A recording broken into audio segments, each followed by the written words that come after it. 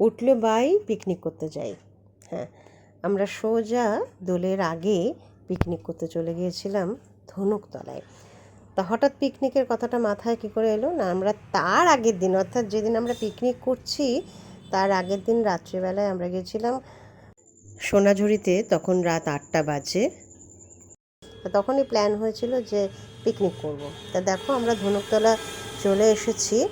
আর ধনুকতলায় এসে জায়গাটা তোমাদেরকে দেখাচ্ছি যে কত সুন্দর জায়গাটা, নির্জনতায় কিন্তু একদম ভরপুর, ভালো লাগবে। তবে আমরা খুব বেশি আসিনি, জনা 6 বোধহয় এসেছি, দাঁড়াও তোমাদেরকে কাউন্ট করে পরে বলছি। তা এখানে কিন্তু বেশ হাওয়া দিচ্ছিল, পুরো গরম তখনও পড়েনি, একটু রোদ ছিল আর সঙ্গে এত সুন্দর হাওয়া ছিল। আর এই দেখো আমাদের সঙ্গীরা ছিল, তা রানু ছিল, আমি ছিলাম, আমার বোন মৌ ছিল, সুজাতা ছিল, বাসু ছিল, অরূপ ছিল, আর রানুর ছোট্ট এক ছানা ছিল। এই যে সেই ছানা। তা এরা দুজনে বসে বসে বেশ গল্প করছে।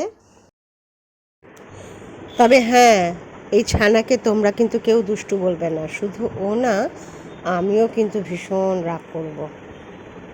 এতজনের মাঝখানে কিন্তু ও সুন্দর নিজের মনে থেকেছে, কাউকে একটু ডিস্টার্ব করেনি।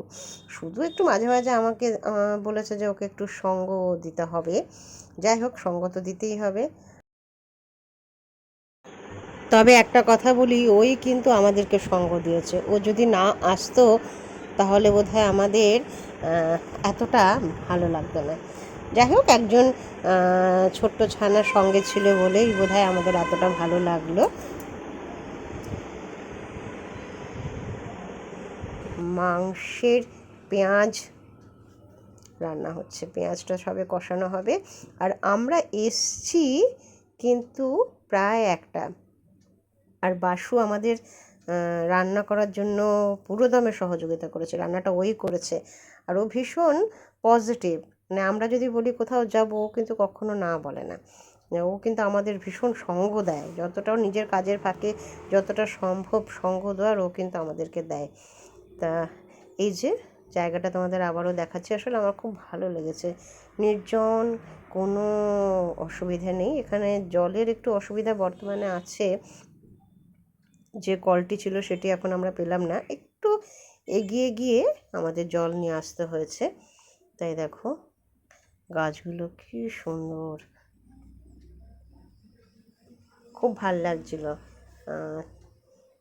পুরোটা রোদ থাকলেও আমরা যেহেতু গাছের গা ঘেঁষেই করেছি, তাই দেখো তোমরা দেখে বুঝতে পারছো যে আমাদের কিন্তু সেরকম রোদ কিছু লাগেনি। আর একটা হাওয়া কিন্তু সমানে বয়ে চলেছিল, তোমরা গাছের পাতা দেখে বুঝতেই পারছো যে হাওয়া কিন্তু বয়ে চলেছে।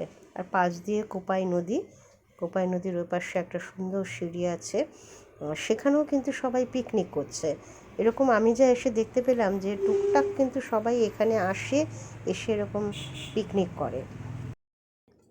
ফিরে এসে দেখি আর মৌয়ের বর মিলে জোর তার রান্না করছে, একজন ভাতের মাড় গালছে আর একজন মাংস কষছে।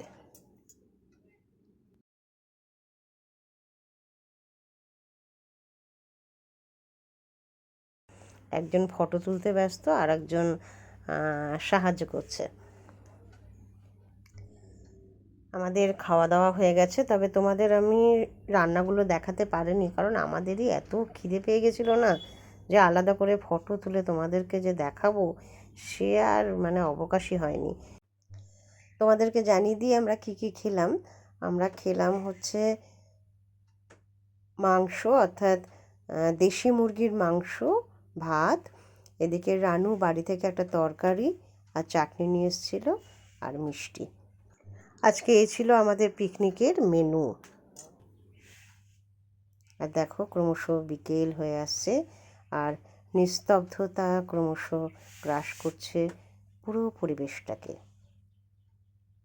আমরাও তৈরি যাওয়ার জন্য, ওই টুকটাক দাঁড়িয়ে দাঁড়িয়ে একটু গল্প করছি। আমাদের টোটো আসবে, তারপরে আমরা চলে যাব। আজ এই পর্যন্তই। পরে আবার তোমাদের সঙ্গে দেখা হবে।